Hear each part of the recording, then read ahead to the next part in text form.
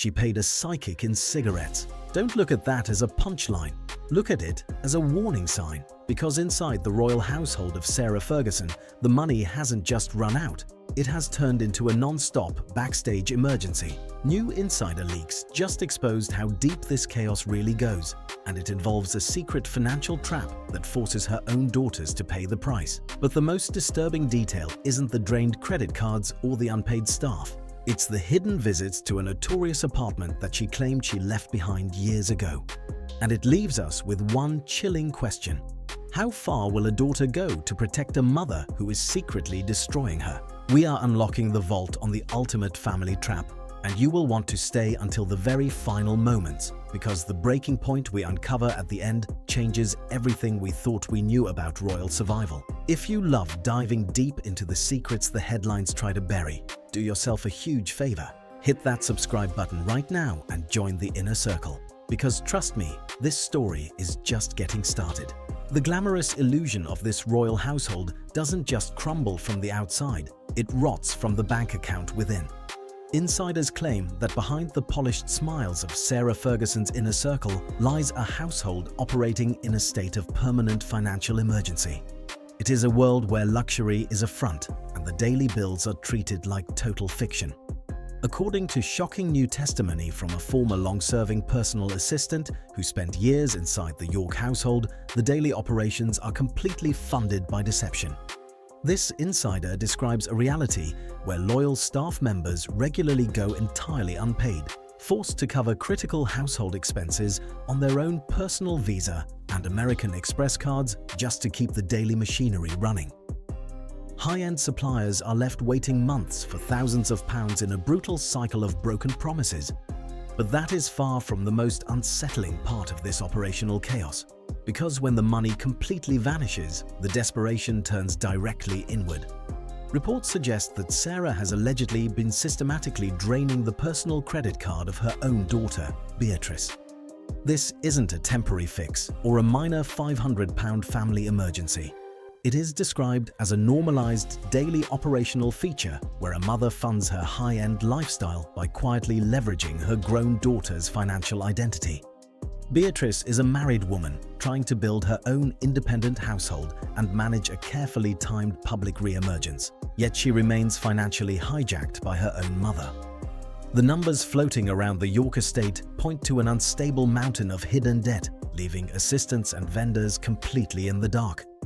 And the terrifying question, whispering through the palace halls, is whether Beatrice even knows the true depth of the damage being done under her name, or what this hidden knowledge will ultimately cost her future. But as devastating as this multi-thousand-pound financial drain is, it hides an even darker psychological trap that holds the sisters completely hostage. Some families are bound by love, but this one is held together by a profound sense of shared humiliation. Rumors indicate that Beatrice and Eugenie are trapped in a psychological cage built entirely by their own mother. It is a toxic mix of absolute control and deep, burning embarrassment. Usually, when someone controls you, you respect them, and when they embarrass you, you walk away. But the York sisters have managed to do the impossible. They stay close enough to watch every single train wreck, mortified by the behavior, yet completely unable to find the exit door.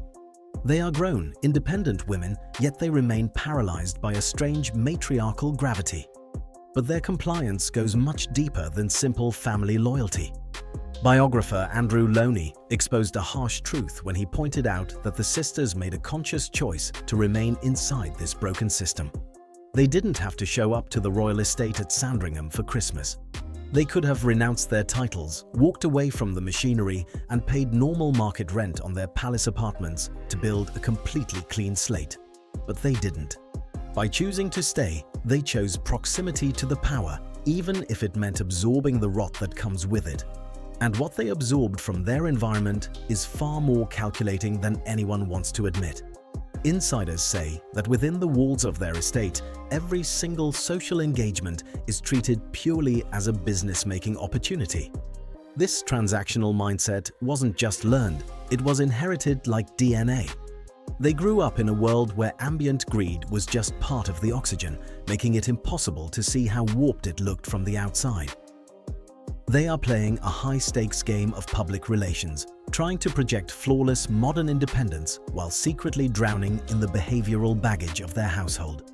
Yet, while they try to manage this agonizing emotional tightrope, their mother's behavior has crossed the line from a hidden psychological trap into an outright delusion of absolute immunity. Every single morning, a fresh, expensive gourmet cream cake is delivered to the York household, completely regardless of whether the one from yesterday was even touched.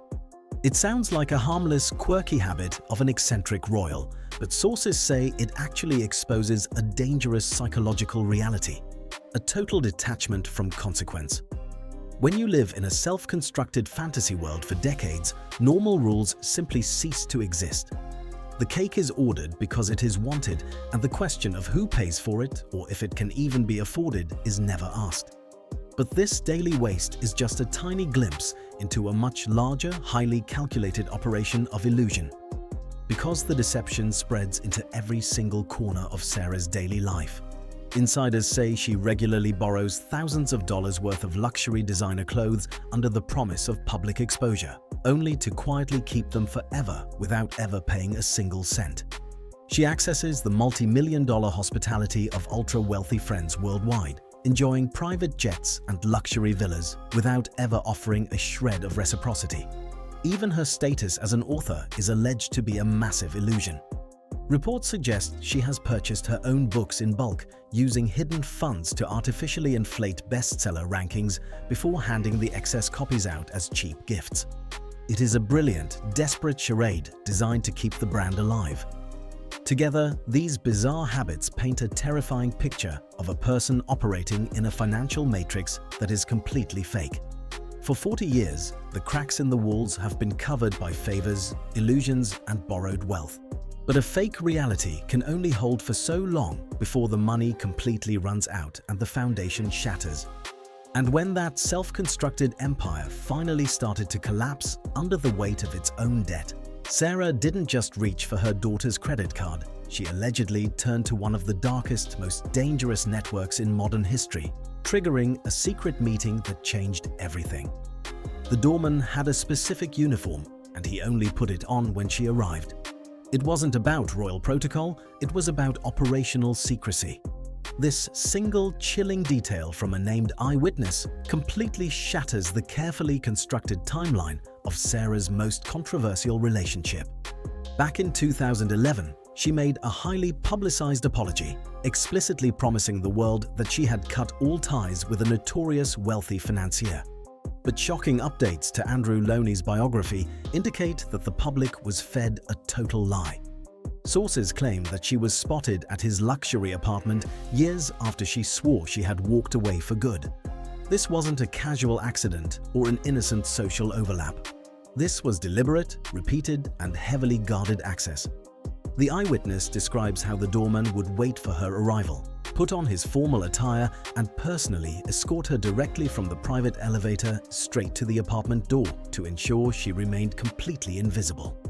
The biographer frames this behavior with an unsettling phrase, suggesting she actively wanted to be close to that dark circle. It plants a disturbing question that the royal family has tried desperately to bury. Why would someone risk everything to stay connected to a network that was already toxic? The implications of these secret visits go far deeper than a ruined reputation. They suggest a level of financial or personal entanglement that couldn't just be turned off with a press release. For years, the palace machinery has worked overtime to convince the public that the danger was contained and the past was dead. But this explosive testimony proves the ghost of that dark network never truly left the York household. And as this new evidence threatens to spill into the open, it is crashing directly into a high-stakes, multi-million-dollar operation happening right now in the public eye. A high-stakes illusion can only survive if the public looks exactly where you tell them to. Right now, a masterfully engineered public relations campaign is unfolding in real time to rewrite the family's future. If you look at the headlines, Beatrice is currently orchestrating a flawless return to high society.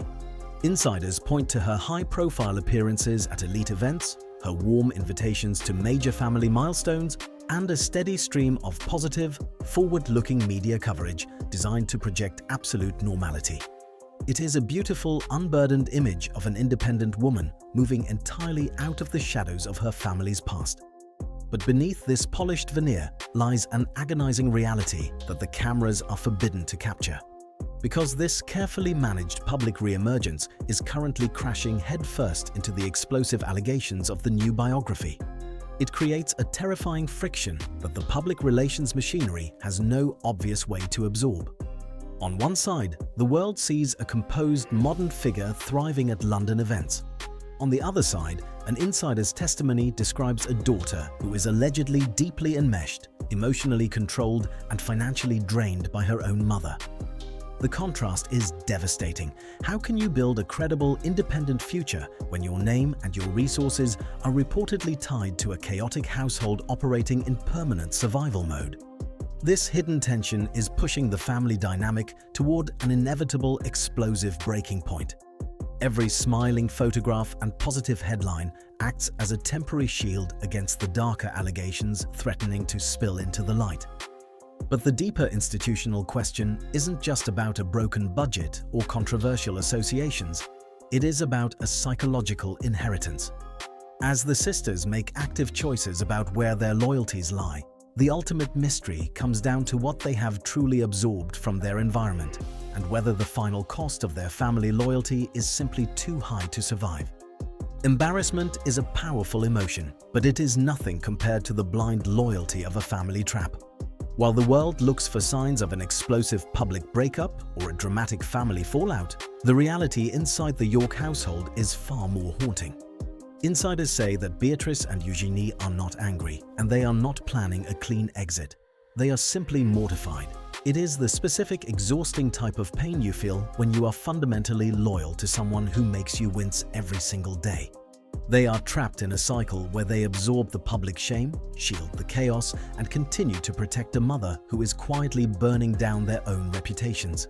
But every family trap has a breaking point, and this one is rapidly running out of time. Reports suggest that the boundaries keep moving, stretching further and further to accommodate the endless financial emergencies, the bizarre delusions, and the toxic shadows of the past.